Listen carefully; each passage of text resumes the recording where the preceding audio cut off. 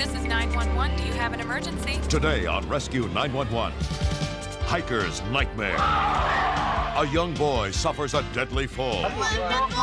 Now, courageous rescuers form a human chain. One wrong jolt. To raise him from the perilous chasm. He could have been paralyzed the rest of his life. Then, a pregnant mom is in distress. She's hardly breathing. Now, survival for mother and her unborn child I don't know what to do. is in the hands of her daughter on Rescue 911.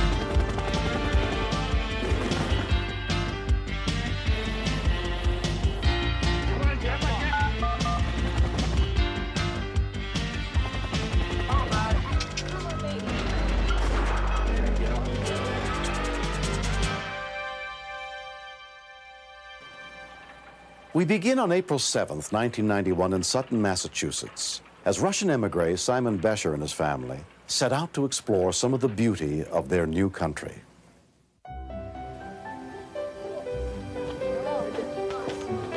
That's so cool. Let's go check it out.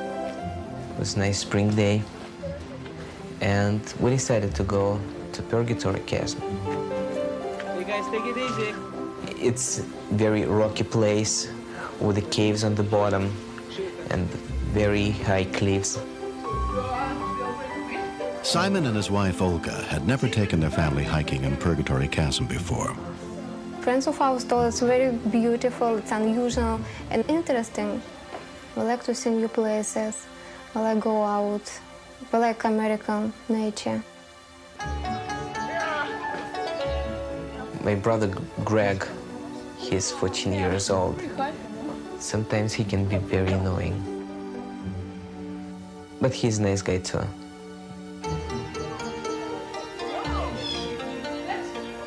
Greg often spent time with his brother's children, especially Philip, Simon's 12-year-old son. We were really good friends, and if he didn't came to America with me, who would I play with? Who would I go fishing with? Who would I fight with? Simon tried to stop them. So all the time he told them, stop, it's enough. Don't run like a crazy, just sit down. Their faces were red like tomatoes. I said, well, it's all right. It's a perfect place for them. They can play.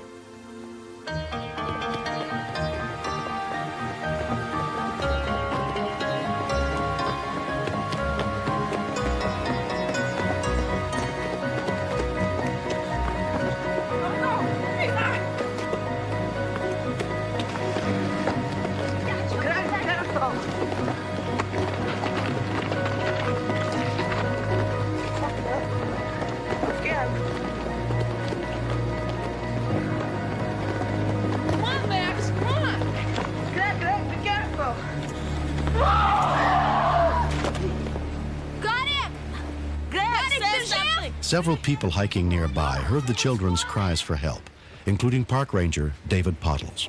I looked down and there was someone lying on the opposite side of the chasm floor. I watched for a few seconds and didn't see any movement. I realized in the rocky area that he fell that his injuries had to be substantial. An officer on patrol just outside the park was immediately dispatched to the scene. Victim has fallen from the chasm. From more than 15 miles away, the nearest advanced life support unit was also sent, including paramedic Raymond Cord. We frequently get calls down there for sprained ankles, people who scrape their knees, so we initially thought it was just another one of those chasm-type calls. Hold your head still. I was really scared. He was crying in Russian, he was crying in English. He was complaining on the pain. He couldn't breathe. Where he fell from?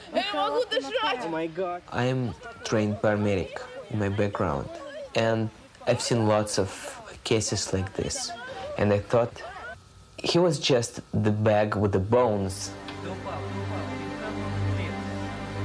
When we continue. And I asked, is this the rock he fell from? And everybody said no and pointed up to the top of the cliff. And that's when I knew we had problems. Спокойно.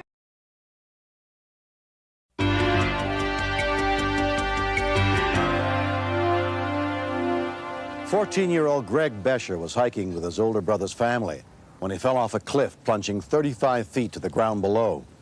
Though rescue units were on their way to the scene, Greg's family had no idea how much longer he could survive without help. Greg was like screaming that he couldn't breathe and stuff, cried very loud, and I was thinking in my head that if nobody's gonna rescue him, then he's gonna die.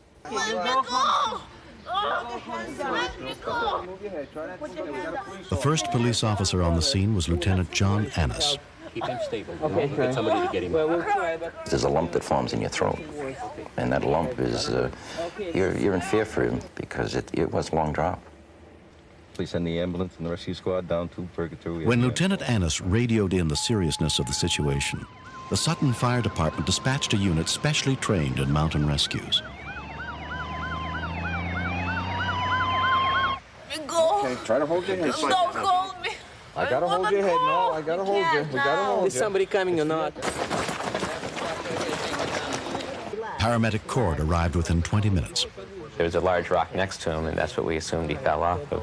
Good. His name is Greg. I'm his brother. Greg, okay. Greg, At that point, I asked, is this the rock he fell from? And everybody said no and pointed up to the top of the cliff. All the way up? All the way up. And that's when I knew we had problems. His pulse rate was up and his blood pressure was down. And he didn't have any lung sounds on the left side of his chest. This is some oxygen for you, Greg. His lungs were very much like balloons. And his left one, when he hit the ground, just popped. I can't imagine my son without Greg, Alisa without Greg. Nobody can be the same like a Greg. Very gentle, fun, and loving. If he'd fallen flat on his back, he could have fractured his spine, and so we were working to immobilize him. One wrong jolt, and he could have been paralyzed the rest of his life. It was too rough for any one group to carry him. A human chain was formed to pass the boy up out of the chasm.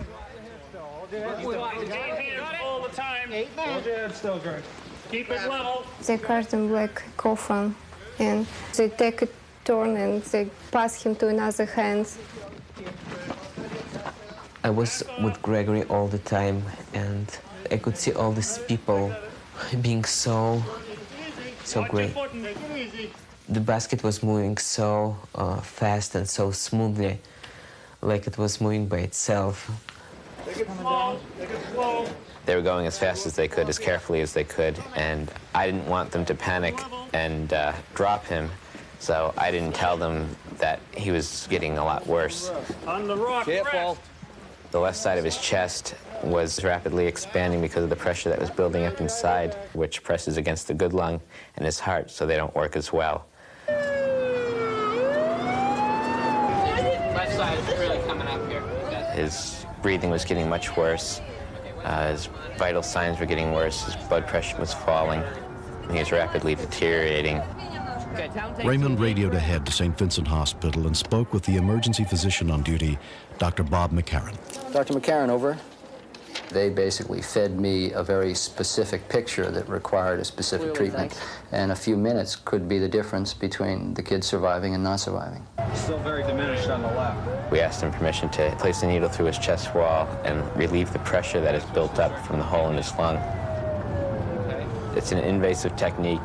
It's a dangerous technique, but it's a last-ditch effort to save someone's life. The delicate procedure was performed en route. After 20 minutes, Greg arrived at the hospital in critical condition. Got him nasally intubated. Pressure's coming up, his heart rate's going down. They took EKG and a whole bunch of x-rays. And then I had to call my parents. Greg's parents, Frida and Roman Besher, rushed to the hospital to be with their son.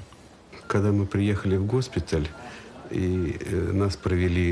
When we came to the hospital and we were brought into Greg's room, we were shocked.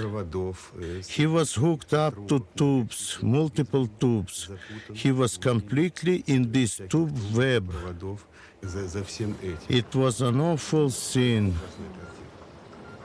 They told us that he broke his skull, his back, and his ribs, and that both of his lungs is cut. So, because I'm a doctor, I could understand how it's dangerous and what could be. Greg's family stayed at the hospital 24 hours a day while his condition slowly improved. It just took 50 years from our lives.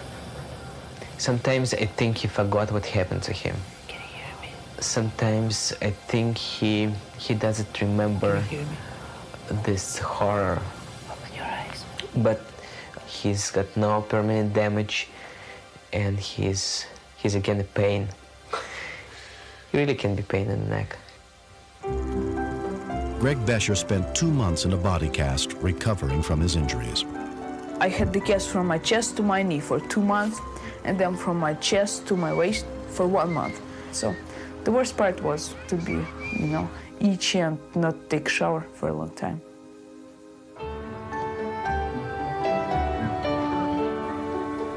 I want to thank everybody who saved my son. People helped us from the beginning, from the first moment. God bless America, and God bless American people. If I saw those paramedics, I would say thanks to them. And I would say keep up a good work, and I would say I wouldn't run around in that place again. I was really worried about him because we've been in bodies so long, and how am I gonna do? How am I gonna be without him? The worst part, he would go through what if I died. He would be very bored. He's gentle, and he's a lot of fun. He's a great kid. I love him.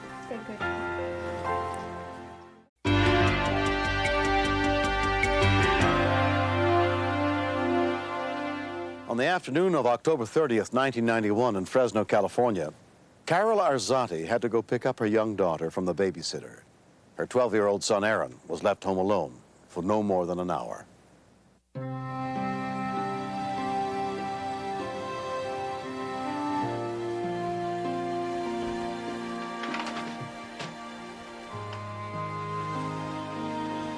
Aaron had a firecracker in his room. The kid at school walked up to him and said, "Hey, Aaron, here," and gave it to him.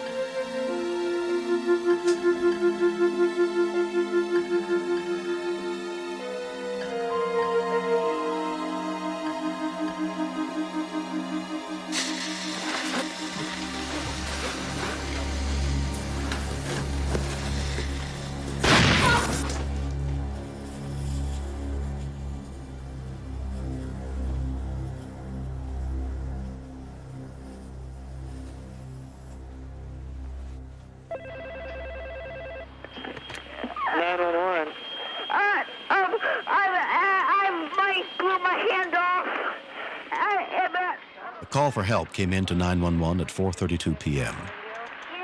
And you're hurt? Yeah. What happened? I did an M80 in the house and it blew my hand off. Okay. Stay right there. Okay. Just cover it up. Stop the bleeding, okay? Okay. Stay on the line. Hold on. The call was routed to an EMS dispatcher specially trained to administer medical aid over the phone, Franz Melcher. Ambulance dispatch. Rescue units with the Fresno Fire and Police Departments and an ambulance from a nearby hospital were immediately sent to the scene. Are you sitting down? Yes. Okay, what you need to do is you need to get a clean, dry cloth. Yeah. And put it right on the end. Is it completely off? The main thing I needed to do was get the blood stopped. Is it completely off?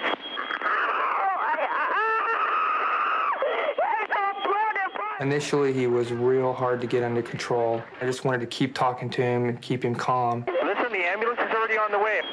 Okay. What is your name? Anne Magical. Anne? Yeah. He said Ann, and I didn't realize it was a boy. Okay, listen, Anne, the paramedics are on the way. I wanted to get his name so that I could develop a rapport with him, someone that he could trust. Okay, how did this happen? I was just messing around with the M80 and it blew my hand off. Okay. It's not off, but it's all mangled. Through the inside of my hand. Help, please. When I found out it was an M80, I was really concerned because they are the equivalent to a fourth of a stick of dynamite. Anne?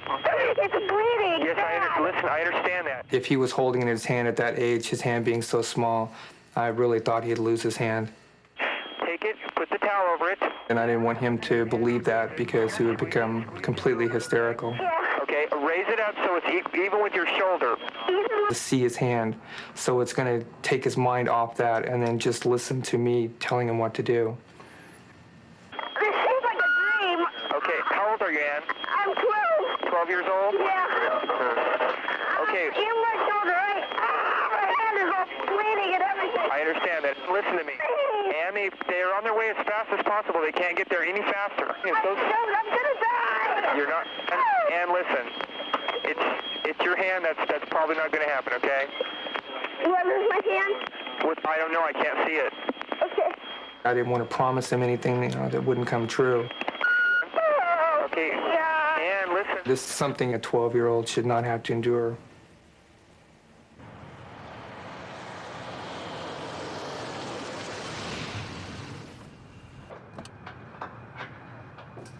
I heard this, oh! I thought, what was that? Thinking, oh, he was watching a movie. Is anybody there with you by yourself? No, my mom's just coming home. Can you hold that for me? I remember hearing the sirens, but we're very close to the hospital. Sirens are a common occurrence. I didn't think twice.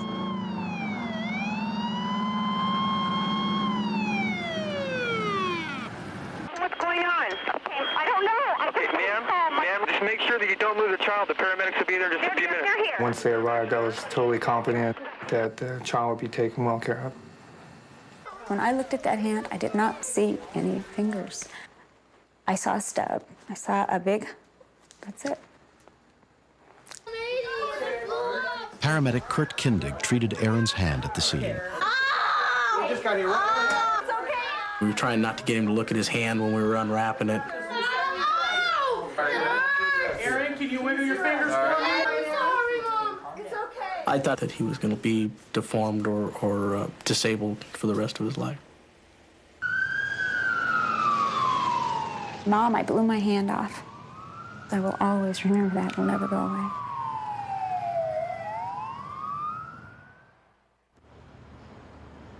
At St. Agnes Hospital, doctors, including plastic surgeon George Mowry, managed to save Aaron's hand. But he still faces months of painful physical therapy, and his hand will never be the same again. Breathe there. Bend these, all of them. Aaron's made dramatic strides, and that's largely due to his ability to tolerate the pain required for him to move his hand. Okay. I think that we are extremely lucky. He's going to have a shortened middle finger because the tip was blown away. And he'll have some diminished strength, but it could have blown his hand completely off. So I think he's very lucky. In 1990, more than 12,000 people were treated for injuries involving fireworks. Nearly half were children under the age of 15. When I was at the hospital, I just thought how stupid I was to fool around with one. I always thought, no, I'm never gonna get my hand blown off with a firecracker. I'm not that stupid. No, there's no way. Ignorance is the worst part. I don't think I ever had any real anger towards him about it. I was angry at the situation. You know, it's like a gun. Let them know how dangerous they are somehow, some way. You know, get educated. I wasn't.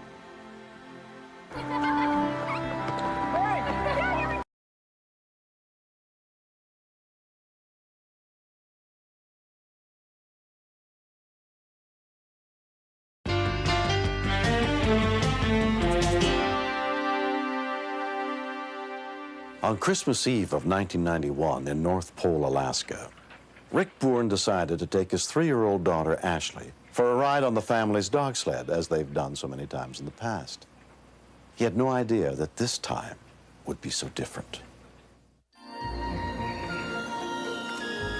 Ashley, now I want you to be really careful, okay? And listen to what Daddy says. My husband loves dog sledding. He is just a fanatic. You gotta be a good girl and be careful. I get a little paranoid about him taking Ashley out. There's too many things that could happen. On that afternoon, it was 5 degrees below zero. I'll get these dogs hooked up and we'll go mushing today. Normally, I'd anchor the dogs off when I hook them up, so if they ever decided to take off, they're anchored down. But the dogs have always set in their spot, so that day I decided not to use it. Come on, girl. Usually when you hook up the team, it usually goes fairly smooth, but that day, for some reason, they were a little jitterish. I should have picked up on that.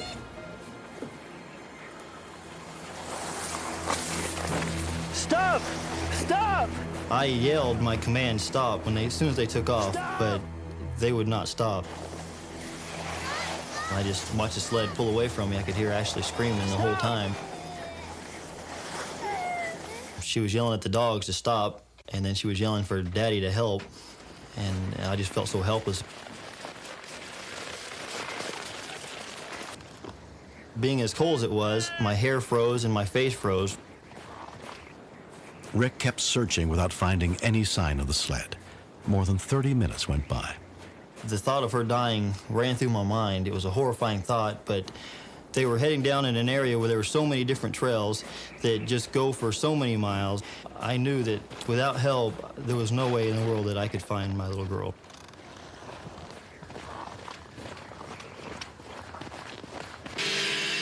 Sean Aldrich and Brett Lewis, 2 off-duty medics, happened to be snowmobiling in the area that day. We got down the trail about approximately 2 miles. This man comes running straight at me. I have a runaway dog to you. I need your help. My little girl's on the back. I'll take it on.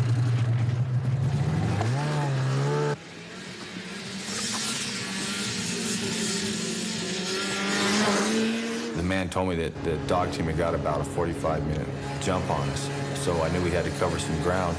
We had to act quick. If she wasn't found within an hour to an hour and a half or so, the girl could have died. The temperature takes its toll real quick. We were doing speeds about 72 to 75 miles an hour because up here the sun dumps real quick. And once that happens, there's no light at all.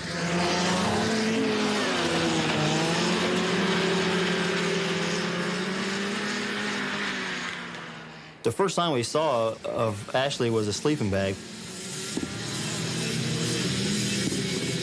The first thing that came through my mind was, oh my God, she's dead, because the sleeping bag was not moving.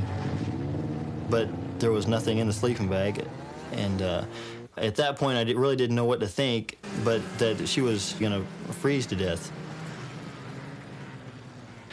When it's that cold, you don't just start getting cold and you feel numb. The coldness bites into you. You can feel it just biting you. It's like a burn. It really hurts. I knew Ashley had been hurting really bad at that time. I was behind Brett, and I saw the little girl waving her arms. It was a great relief to see Ashley. I just wanted to hold her. And then the next thing that was through my mind was, well, let's see how much damage we have here. Are you okay, Ashley? Are you okay? You're cold? When I first got to the little girl, she was as cold as a popsicle. Her hands were pretty cold, and her arms were shaking in the air. It was hard to tell if she was shivering at that point because she was so excited about seeing her father. What's your name? Let's get going. Okay. You guys go ahead and take her back to the truck and get her warmed up, and I'll head down. I made a quick assessment of the little girl's injuries, and I did notice frostbite on her cheek, and it looked like she might have had some on one of her hands. Yeah. They rushed Ashley back to where Rick had left his truck, and he took her home. Brett decided to search for the missing team of dogs.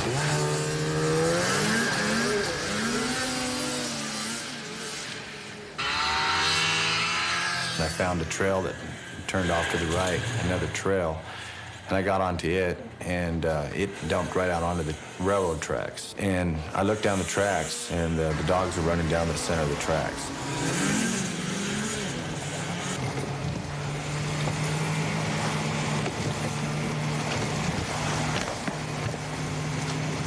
I tried to get my snow machine up alongside of them because they're running too fast for me to jump off and catch them.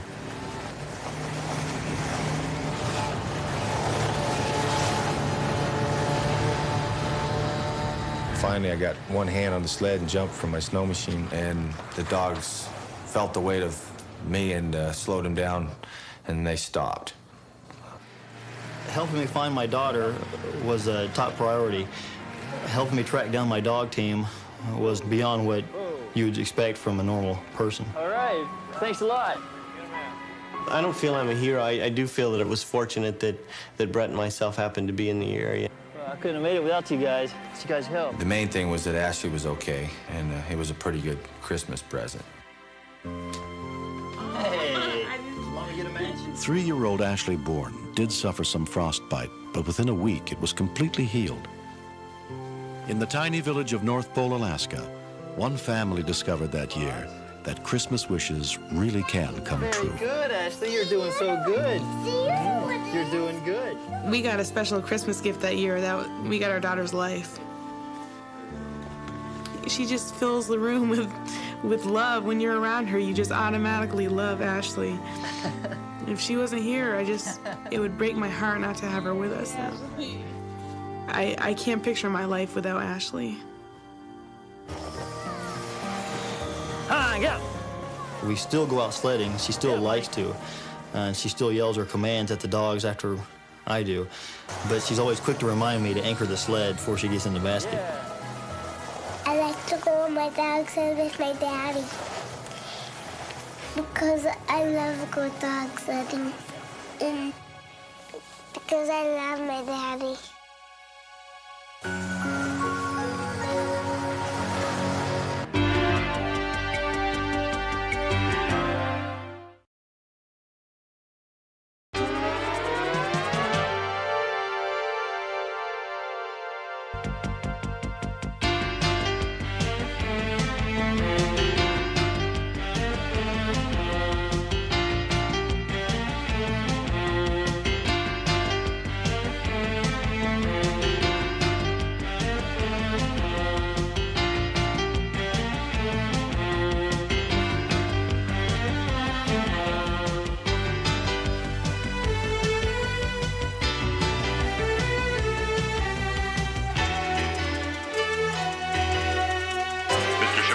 Step out of the car, please.